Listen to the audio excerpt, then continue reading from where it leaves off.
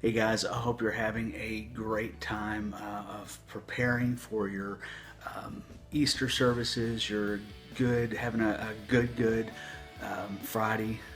That should be a song, shouldn't it? You're a good Friday. No, okay, sorry, had to go there. But I hope that you're having a great weekend. And man, I just hope that you're having some personal time to prepare yourself and not be too busy. And I hope this next week that you'll just have a time to be able to relax. But I want to give you something, a food for thought on something to think about, because I know that we get in busy seasons, and as we have time to relax, sometimes we reflect and we think, what's my next season going to be like in ministry? And if that's you, I don't want you to ever think and start reflecting on, should I be doing this? Because I know sometimes these are the critical moments, that period between Easter and December. When December's over, Christmas is over, Easter's over, and now we kind of got some time to, in all honesty, we need to be planning for next Christmas, right? But we start having that lax time, and that's whenever we start thinking, man, do I need to be doing this? So if that's you, I want to offer something for you to think about. Just this in a very timely moment between these periods, and a guy named Peter that we rarely talk about. And if this is something that you're just now hearing, because it was something whenever I first heard it that I thought, wow. And I don't want you to think, wow, Whitehorn, that's a really good word.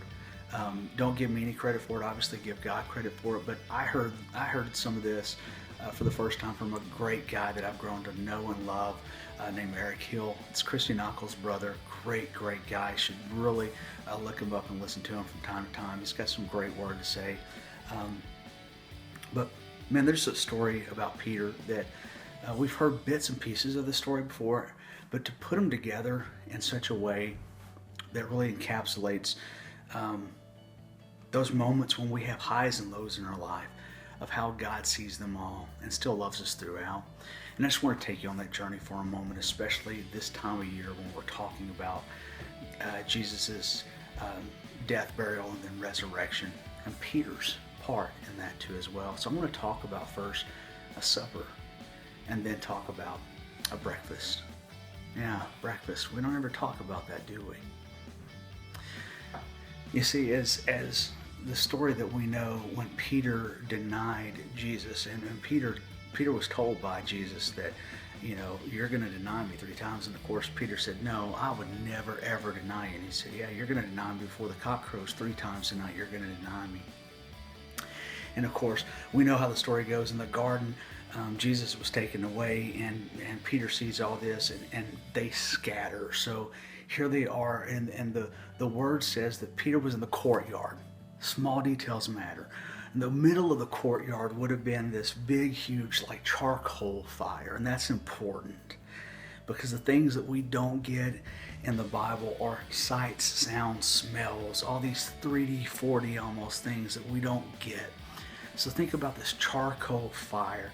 Man, I love a gas grill, because frankly I can't cook on charcoal because I will burn everything. But I love a charcoal fire that someone else cooks on, because I love the smell of a good charcoal fire. So imagine in the middle of this courtyard, there being this charcoal fire. Peter's walking around, maybe even covered up with a hood or something, because he doesn't want to be seen. And all of a sudden someone comes up to him and they say, hey, you were with that guy, Jesus. And he says, no, you got me mixed up with somebody else. And there's once. And then all of a sudden they come back later, and they said, yeah. You know what? You sound like him. You're a Galilean. You sound like this guy. He says, no, I have no idea what you're even talking about. It's not me. And end of story 3 times. He does it 2 times before the rooster crows 3 times, the cock crows 3 times. Interesting squirrel moment. A lot of people say it's literally a rooster that crows. Well, there's this interesting thing that happens whenever they have guards that would guard those courtyard areas and the city areas between sun up and sundown, 6 p.m. to 6 a.m. And there would be like these 3-hour shifts, 6, 7, 8, 9. 9 o'clock there would be a division and a guard change there, 9, 10, 11, 12, 12, 1, 2, 3, 3, 4, 5, 6. And in between those breaks, whenever they would change those guards, there would be some kind of a horn that sounded, some type of bell or something that would signify guard change. Well, can you take a guess of what the sound that sounded at that 3 a.m. shift change was? It was called a cock crow. So what he's hearing as that cock crows is his own denial. So anyway, back to the story at hand. Here's Peter denying his Savior like he was told that he was going to do. Denying the man that's the Savior of the world. And we don't hear anything else of him until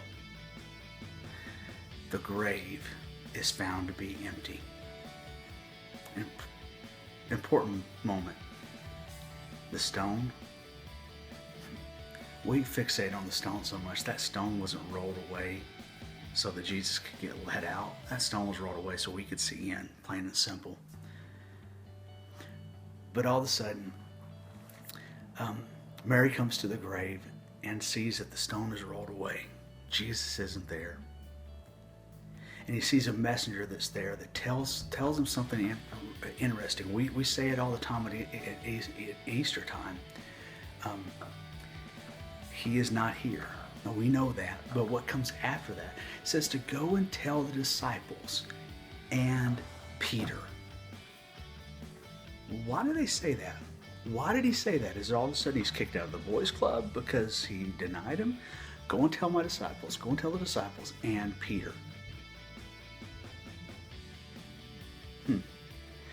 Wants to tell him to meet. So next time we fast forward and we see wherever he sees Jesus, they're out fishing. And this is where the story gets interesting. Jesus is on the shore, on the banks, and he has a charcoal fire. And he is making some fish, making breakfast. And the disciples are out fishing. And we know parts of the story again, but we never really put them all together. And he's out there fishing and he's saying, and of course this is where it's interesting. I love it because they're out fishing, and as they're fishing, you hear this dialogue of Jesus yelling out to them, almost in a fatherly way of saying, "You don't have any fish, do you?" And they just reply back, "No." And of course, we know the story. He tells them to put the net on the other side, and they'll have fish more abundantly than they need. And of course, they do, and they did. And all of a sudden, one of them realizes that's Jesus. They didn't even know who it was at first. And they said, "That's Jesus." And what does Peter do? Peter jumps out of the boat. And Peter swims to meet Jesus. And what happens when he gets there? He smells that charcoal fire. The very thing the last time that he remembers denying his own Savior. He smells that fire. He smells the fire. You better bet that he's thinking about all of these senses. But what does Jesus say? Come, sit down. Let's have breakfast. See, Jesus could have easily said, "You know what? You denied me. I want nothing to have to do with you." But what Jesus said to Peter was, "Come, sit down, let's have breakfast." See, before he was crucified, he said, "Come, let's have dinner together." And after he was crucified, he said, "Come, sit down, let's have breakfast together." Let me just tell you something. When you get those struggles, when you think that you're at your wit's end and you're not cut out to do ministry anymore, when you were sitting there thinking that you're done, you're washed up, and that someone else is better equipped to do what you need to be doing, that Jesus couldn't possibly use you, I want you to remember a picture of Jesus sitting on a bank and you out in a boat and him telling you there's more fish to be caught. Go cast your net out and then come sit with me and have breakfast and eat, and then go enjoy a breakfast, because there's always room for you at his table. I love you. Have a great and beautiful Easter.